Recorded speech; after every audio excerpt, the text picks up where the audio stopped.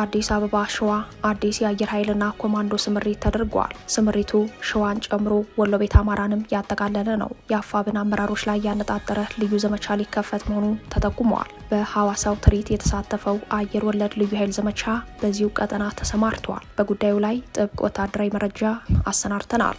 በአርሲ ኦርቶዶክሳውያን ላይ የደረሰውን ጭፍጨፋ አስመልክቶ የአማራ ፋኖ ብሔራዊ ንቅናቄ በሰጠው መግለጫ ግድያውን መንግስታዊ ነው ብሎታል። ብሔርና ሃይማኖትን መሰረት ያደረገ መንግስታዊ ግድያ አዳዲስ ገዳይ ዩኒቶችን በማቋቋም የሚፈጽመውና የሚያስፈጽመውን የብልጽግና አገዛዝ በማስወገድ ሀገራችንን ከቀውስና ከሽብር አገዛዝ እንድናላቅቅ ሲልም ለመላው ኢትዮጵያውያን ሁሉ ጥሪውን አቅርበዋል። በምስራቅ አርሲ አንድ ወረዳ ብቻ ከጥቅምት ወር ወዲህ የተገደሉ ምዕመናን ቁጥር ከ164 በላይ መሆኑን ሀገረ ስብከቱ አረጋግጠዋል። ዝርዝር መረጃውን ይዘናል።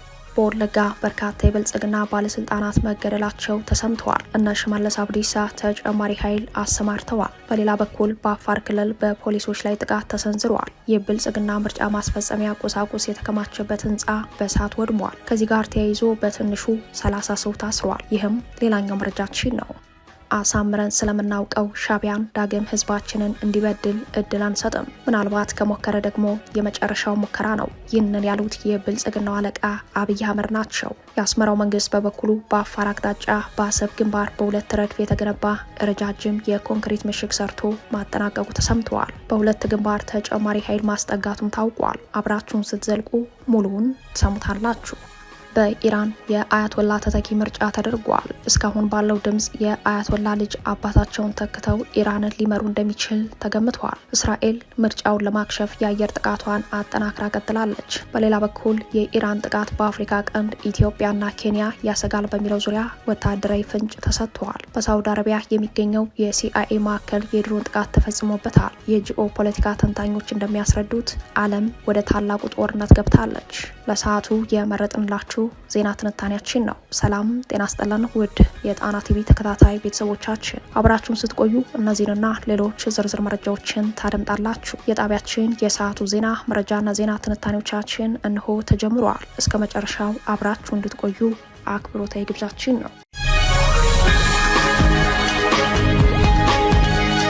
ከአዲስ አበባ ሸዋ አዲስ የአየር ኃይልና ኮማንዶ ስምሪት ተደርጓል።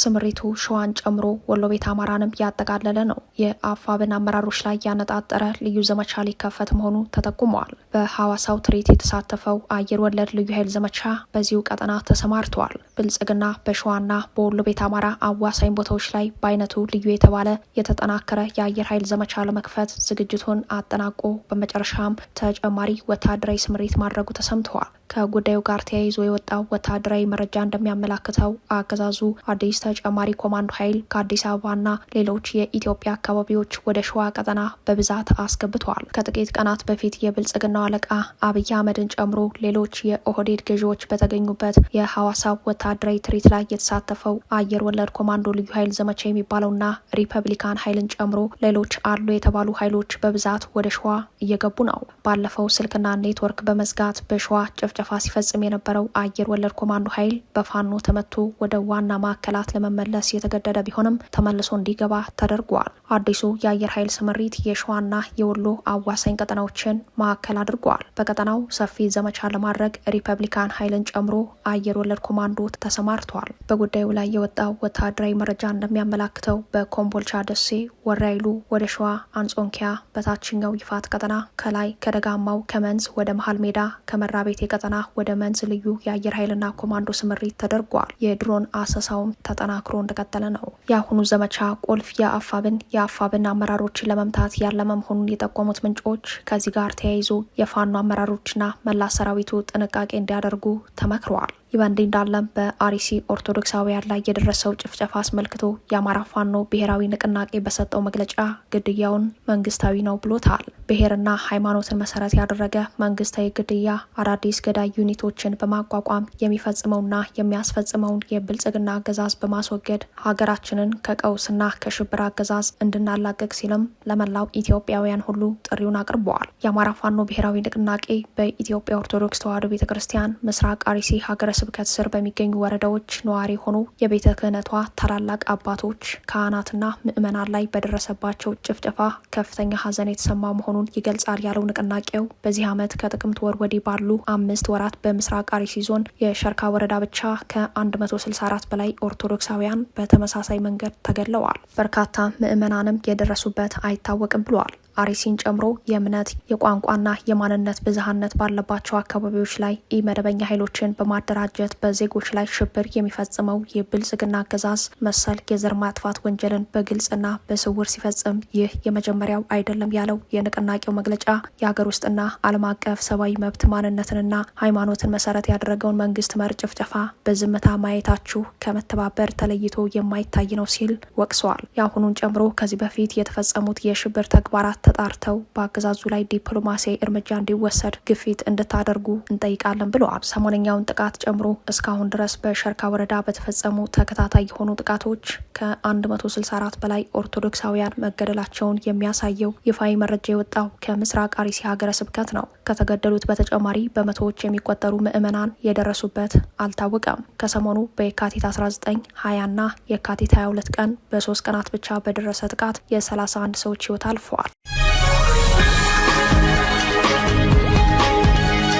በወለጋ በርካታ የብልጽግና ባለስልጣናት መገደላቸው ተሰምተዋል። እነ ሽመልስ አብዲሳ ተጨማሪ ኃይል አሰማርተዋል። በሌላ በኩል በአፋር ክልል በፖሊሶች ላይ ጥቃት ተሰንዝረዋል። የብልጽግና ምርጫ ማስፈጸሚያ ቁሳቁስ የተከማቸበት ህንፃ በእሳት ወድሟል። ከዚህ ጋር ተያይዞ በትንሹ 30 ሰው ታስረዋል። የብልጽግናው አገዛዝ በሁሉም አቅጣጫ ጦርነት ላይ ነው። በወለጋ በቀጠለው ዘመቻ የወረዳ ባለስልጣናት መገደላቸው ተሰምተዋል። የልዩ ኃይል ወታደራዊ አዛዡን ጨምሮ በርካታ የጋቸና ሲርና የረጲዮላ የሚሊሻ መሪዎች የተገደሉበት ውጊያ በሆሮ ጉሩ ወለጋና ምስራቅ ወለጋ 6 ወረዳዎች ተካሂደዋል። በውጊያው ከተሞችና ካምፖች በቁጥጥር ስር ውለዋል። ይህንን ተከትሎ እነ ሽመልስ አብዲሳ ተጨማሪ ኃይል እንዲገባ ትዕዛዝ ሰጥተዋል። በሌላ በኩል በአፋር ክልል በፌዴራል ተቋማት ላይ ጥቃት ተሰንዝረዋል። በጥቃቱም ፖሊሶች መጎዳታቸው ተሰምተዋል። ከ30 በላይ ሰዎችም በድርጊቱ ተጠርጥረው ታስረዋል። ብልጽግና በቀጣይ ግንቦት ወር አካሂደዋለሁ ብሎ ከያዘው ሀገራዊ ምርጫ ጋር ተያይዞ ወደ አፋር ክልል ወስዶ በፖሊስ ያስጠብቅ በነበረው በአንድ ህንፃ ላይ በተፈጸመ ጥቃት የምርጫ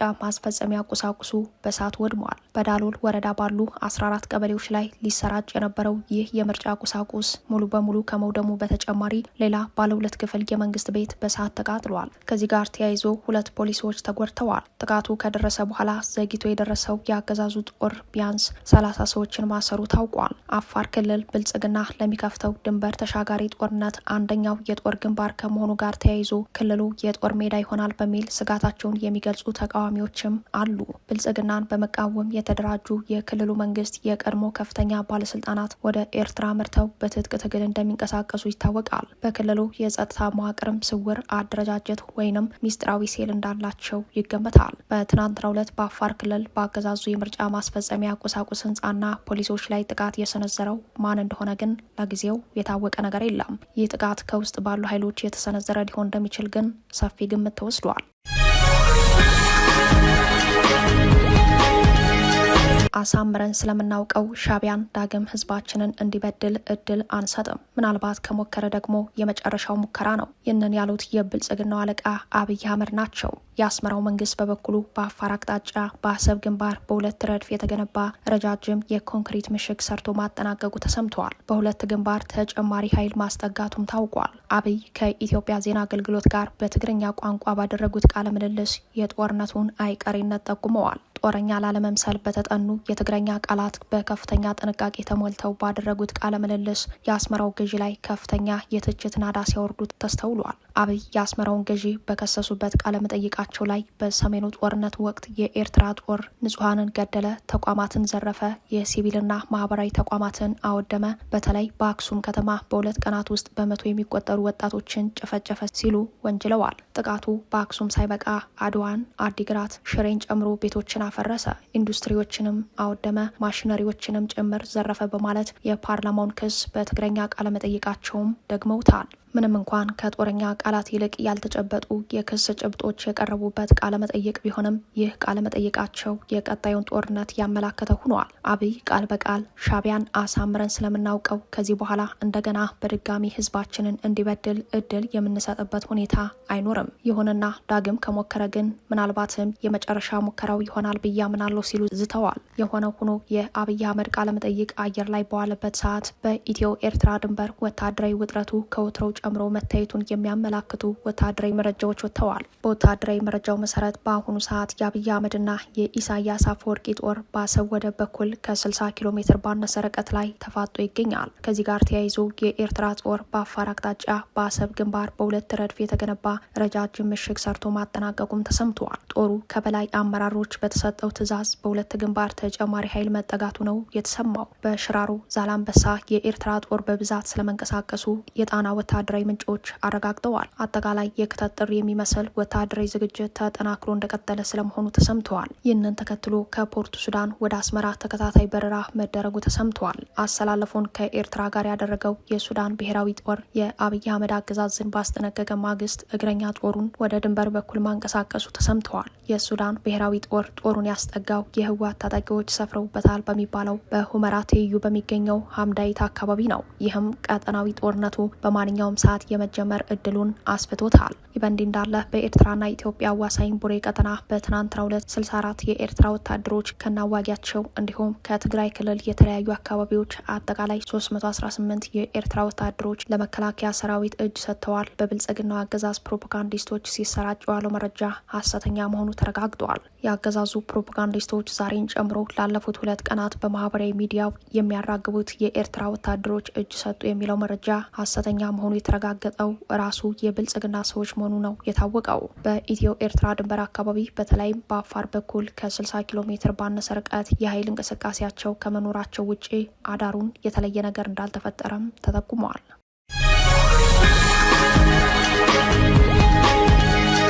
በኢራን የአያቶላ ተተኪ ምርጫ ተደርጓል። እስካሁን ባለው ድምጽ የአያቶላ ልጅ አባታቸውን ተክተው ኢራንን ሊመሩ እንደሚችል ተገምተዋል። እስራኤል ምርጫውን ለማክሸፍ የአየር ጥቃቷን አጠናክራ ቀጥላለች።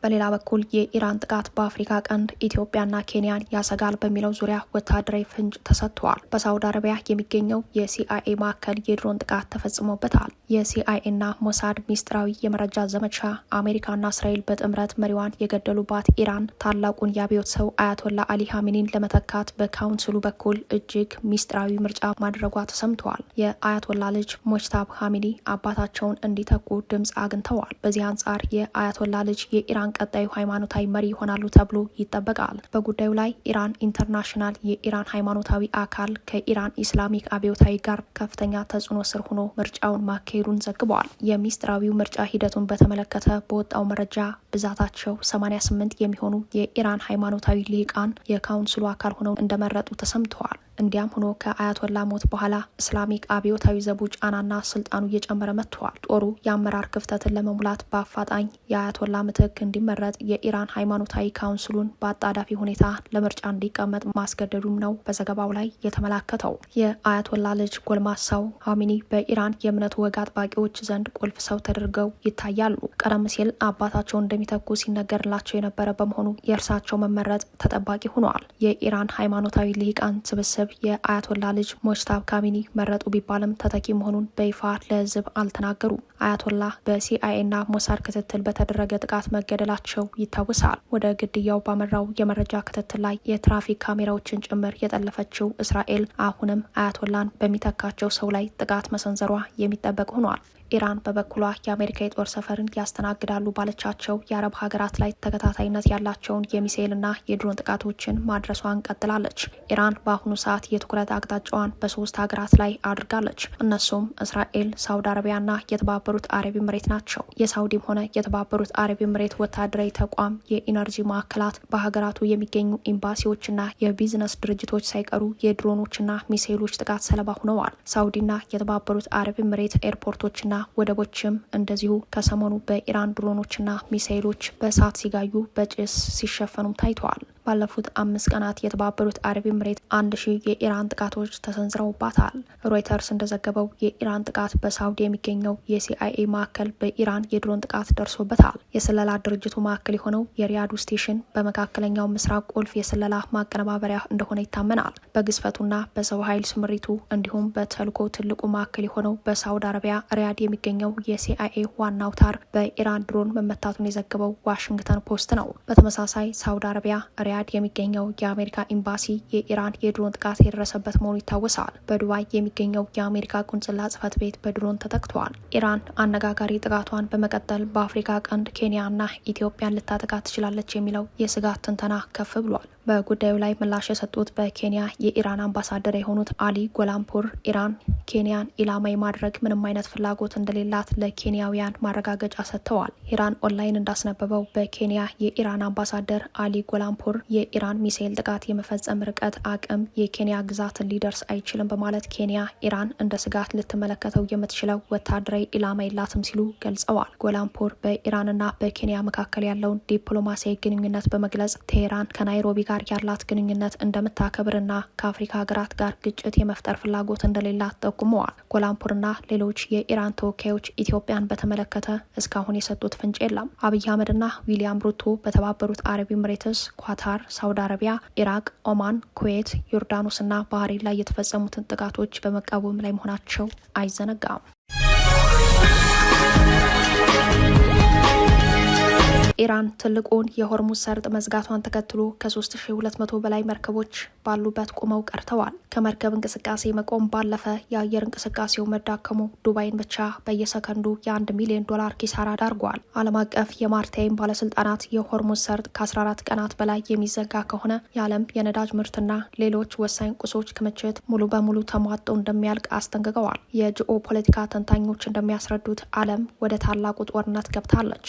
ለኢራን ትልቅ ጉልበት የሆነው የሆርሙዝ ሰርጥ ሙሉ በሙሉ ተዘግተዋል። ሰርጡ መዘጋቱን ተከትሎ በአካባቢው የውሃ ክልል መተላለፊያ ያጡና ጦርነቱ እስኪያልፍ የቆሙ መርከቦች መበራከታቸው ተሰምተዋል። መስመሩ ሙሉ በሙሉ ሽባ ወይንም ፓራላይዝ ከመሆኑ ጋር ተያይዞ ከ3200 በላይ መርከቦች ቆመዋል። የሳተላይት የመርከቦች እንቅስቃሴ መከታተያ መረጃዎችና ምስሎች በፐርሺያ ገልፍ የውሃ ክልሉ ላይ መርከቦች ተከማችተው አሳይተዋል። በጉዳዩ ላይ ትሬድ ዊንድስ እና ሮይተርስ እንደዘገቡት 10 በመቶ የሚሆነው የዓለም ነዳጅ አመላላሽ መርከቦች መውጫተው ባሉበት ቆመዋል። ከፍተኛ ነዳጅ የመጫን አቅም ያላቸው እጅግ ግዙፍ ታንከሮችም ከያዙት ምርት ጋር ወደ አረብ ወደቦች ተጠግተው ቆመዋል። በርካታ መርከቦች በ160 ኪሎ ሜትር ውስጥ ተጠጋግተውና ተጨናንቀው አደገኛ በሆነ ሁኔታ መቆማቸው ተዘግበዋል። ከነዳጅ በተጨማሪ የኤሌክትሮኒክስ ቁሳቁሶችን መለዋወጫ የያዙ መርከቦች በውሃ ክልል ተከማችተዋል። አብዛኞቹ ወደ እስያ፣ ወደ አውሮፓ ቁሳቁሶችን ለማድረስ የሚጓዙ እንደነበሩም በመረጃው ላይ ተመላክተዋል። ሳውዲ አረቢያ ከፍተኛውን የነዳጅ ምርቷን ወደ ዓለም የምታሰራጨው በሆርሙዝ ሰርጥ ሲሆን ከሳውዲ በተጨማሪ 8 ሀገራት የነዳጅ ምርታቸውን የሚያስተላልፉበት ወሳኙ የዓለማችን ጉሮሮ ነው። ሳውዲ፣ ኢራን፣ ኢራቅ፣ ኩዌት፣ ባህሬን፣ ኳታር፣ የተባበሩት አረብ ኤምሬቶችና ኦማን የነዳጅ ምርታቸውን የሚያስተላልፉበት የሆርሙዝ ሰርጥ 33 ኪሎ ሜትር የሚሸፍን ሲሆን ይህን በቀን እስከ 17 ሚሊዮን በርሜል ነዳጅ የሚተላለፍበትን የዓለም ጉሮሮ የመዝጋቱ ኃይል የኢራን ሆነዋል። ይህንን ተከትሎ የእቃ አመላላሽ መርከቦች የኢንሹራንስ ወጪው ጫፍ የነካ ሲሆን ኢንሹራንስ ካምፓኒዎች ተለዋጭ ረጅም መንገድ የእቃ ዋስትና ወጪ ላለመሸፈን አሻፈረኝ ማለታቸው ችግሩን አባብሶታል።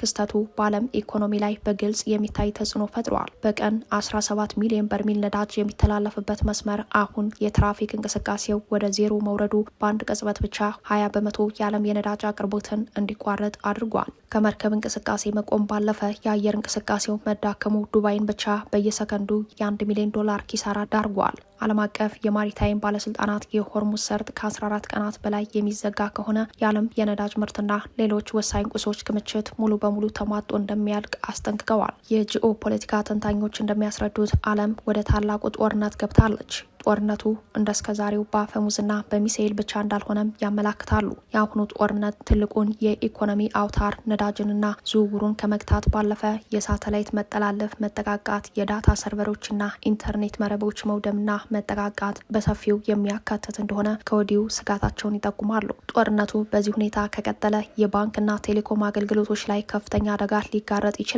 ምልክቶች እየታዩ ነው የሚሉት ተንታኞች ትናንት በተባበሩት አረብ ኤምሬቶች አንዳንድ ባንኮች ተንታኞች ይህ አደጋ አጋጥሟቸው እንደነበር አንስተዋል። ፌስቡክና ቲክቶክ በአሜሪካ ለተወሰኑ ሰዓታት ችግር ገጥሟቸው እንደነበረም ተጠቁመዋል። ድንገት ሁሉ ነገር ጠፋፍቶ ከዓለም ጋር የምንቆራረጥበት አደጋ ሊያጋጥም እንደሚችል ያሰጋል የሚሉ የስጋት ትንተናዎች መውጣት የጀመሩት የኒውክሌር ባለቤቷ የሰሜን ኮሪያ ለኢራን ያላትን አጋርነት ድምጽ ካሰማች ወዲህ ነው።